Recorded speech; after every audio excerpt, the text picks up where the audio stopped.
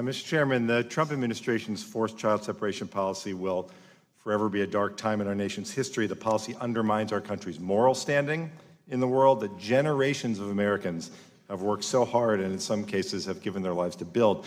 I am deeply concerned with documents that have been turned over by HHS that record a high number of sexual assaults on unaccompanied children in the custody of the Office of Refugee and Resettlement. Together, these documents detail an environment of systemic sexual assaults by staff on unaccompanied children. Mr. Chairman, I ask unanimous consent to submit for the record a document request submitted by the committee to the HHS Secretary Azar on the development and execution of the administration's zero tolerance Without policy. objection. An untitled document that describes ORR's zero tolerance policy for all forms of sexual abuse. Without objection. Charts for each fiscal year from FY 2015 through FY 2018 on allegations of sexual abuse reported to DOJ. Without objection. Charts detailing incidents of sexual abuse reported to DOJ that occurred in ORR's Unaccompanied Alien Children Program. And without objection. And finally, Mr. Chairman, charts from FY 2017 and 2018 listing incidents of sexual abuse, dates when the incident was reported to ORR, the FBI, and the care provider. Without objection. Documents will be entered into the record. Thank you, Mr. Chairman. Commander White, these documents demonstrate over the past 3 years there have been 154 staff on unaccompanied minor, let me repeat that, staff on unaccompanied minor allegations of sexual assault. This works out on average to one sexual assault by HHS staff on an unaccompanied minor per week. These documents tell us that there was a problem with adults, employees of HHS, sexually abusing children. When you carried out the zero tolerance policy, for you and Mr. Lloyd, when you carried out the policy, you knew that putting thousands of kids into a situation where they were at risk of sexual abuse was going to be the result. Did you discuss this issue before going forward? Did you discuss the threat of sexual abuse to these kids among each other? Were there discussions with staff?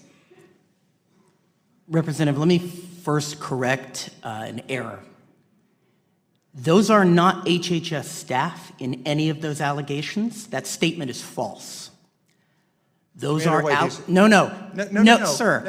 are not HHS. You are speaking of allegations of sexual abuse against members of my team. I'm going to reclaim my time, Commander White. I don't have a lot of time, and you know what I've seen? You know what I've seen in these reports that were delivered to us, buried in stacks of documents, this thick, without any notation? I saw thousands of cases of sexual abuse, if not by HHS staff, then by the people that HHS staff oversees. I will make that clarification. It doesn't make what happened anything less horrific, any less horrific. Let me just continue. Hold on one second, Mr. White, please, Commander White. The question is, when you went forward with this policy, did anyone discuss this? Was this a hesitation? Given that you had this history, did anyone worry about what was going to happen to these kids? Was the Secretary aware of the numbers in these charts? You're speaking of the numbers of our PREA reports, and those 154 are allegations, and this is a longer conversation. Well, it is a longer conversation, Commander White. In every conversation that we had about separation, we opposed separation.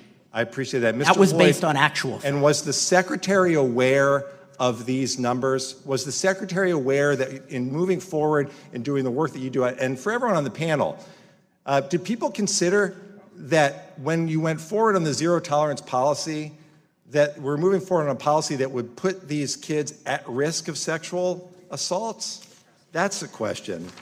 And if the answer is you don't know, I would ask staff to hand over, to deliver to you these two charts, in particular the one that, you're right, does contain the allegations. It also contains the results of investigations.